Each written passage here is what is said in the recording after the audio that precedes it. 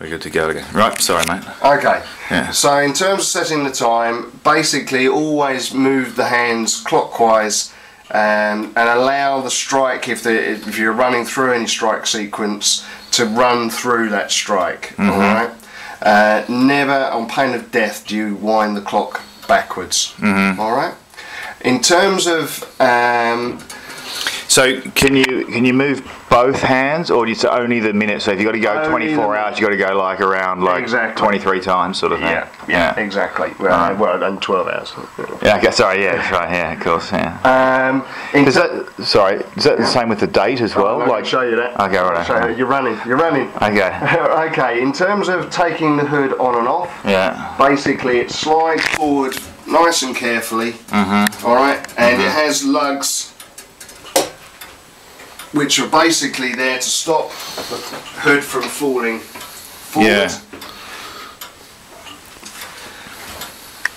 Now, in terms of changing the calendar, you need to basically put your hand behind the dial, and I don't know if you can see it, but there's a silvered chapter ring, which is this ring here.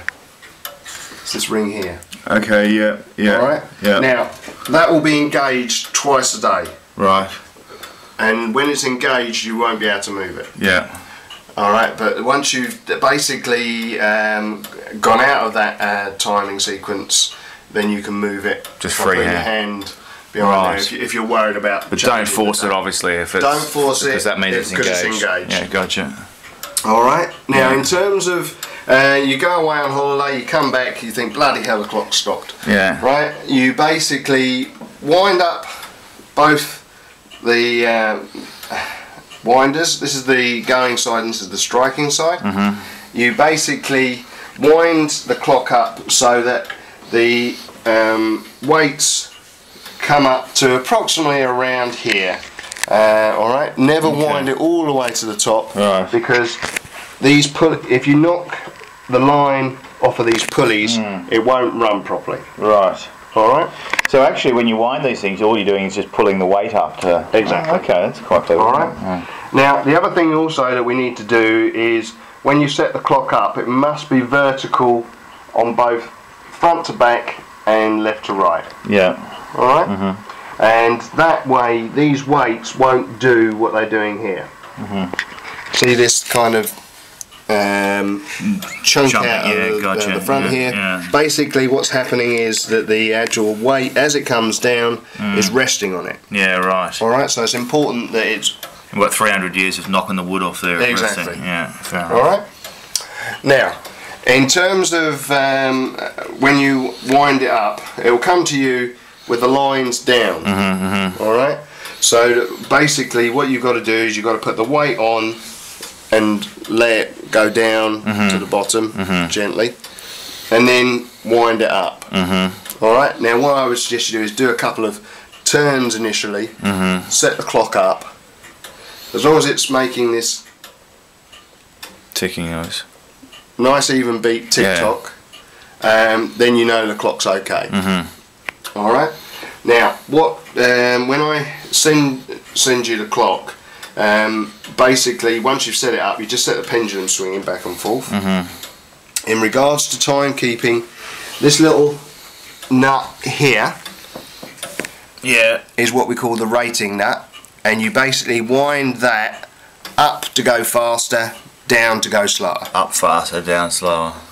Does this tag and put it off or anything? There. That's just okay, right. for purposes of me. Right, fair enough. Okay. Alright, now, if you come around that side. Now when it all comes to you, you'll need to put the pendulum so that it hangs in between what we call the crutch, and we're not talking about a pair of legs, and it needs to sit nice and gently in the back, what we call the back cock. So the second little notch that I can see there, if that's correct. Alright. Nice and close here. Right, we can see two notches there, and it's in the second one, Alright. Between the crutch, Now that just hangs over the top, does it? That's right. Well, there's some chocks, and that will sit nicely in those chocks. Right. Alright. Now this is the most fragile part of the clock. Right. Alright. So from your perspective, what I plan to do is take both this piece and this piece off of the clock. Yes. And basically pack them separate, and all you've got to do is just put them back on. Yeah. Because they're the most fragile part. Yeah. Sounds like. Right, and all it is a case of is just doing 2 screws. Yeah. All right. Yeah.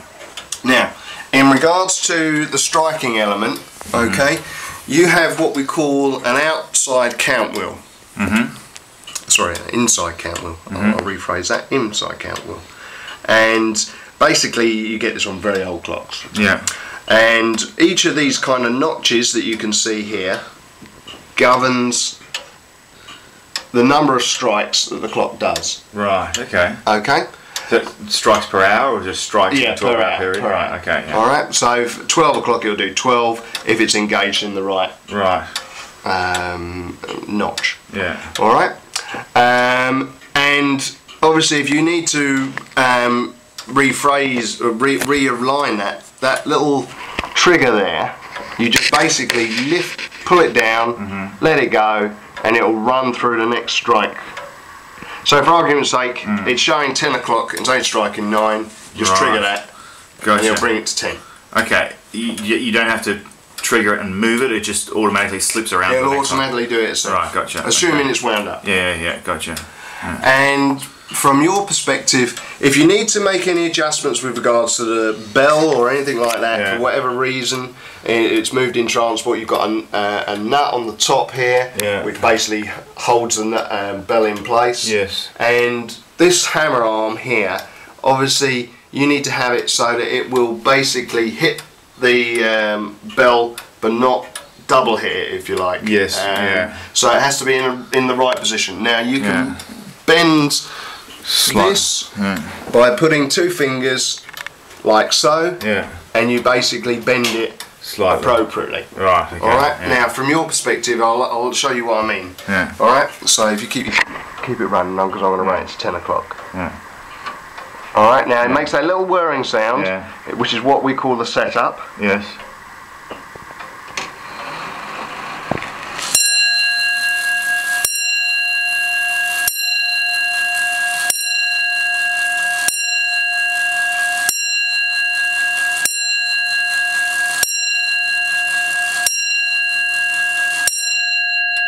Cool.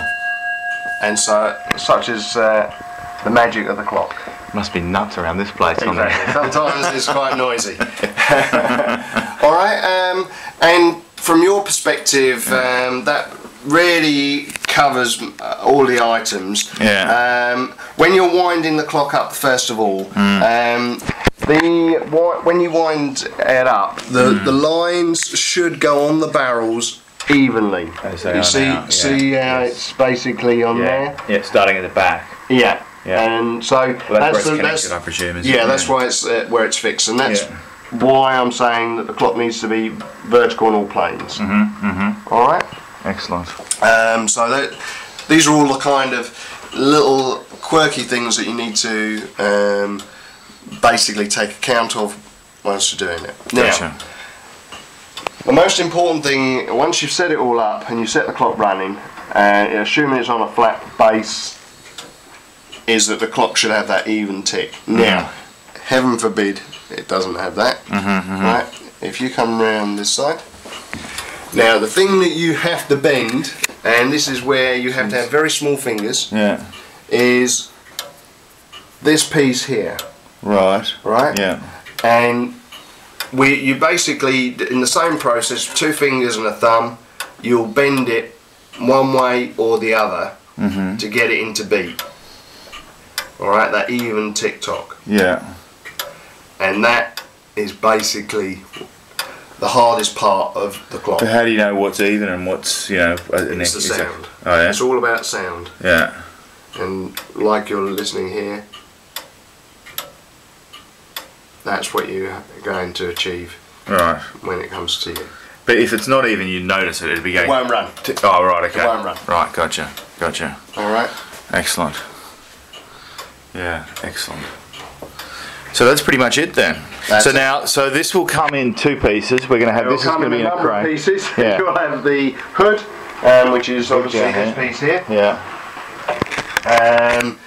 So, you know, from your perspective, that will just come as such. Yes. Yeah. There'll probably be tape on the glass just in case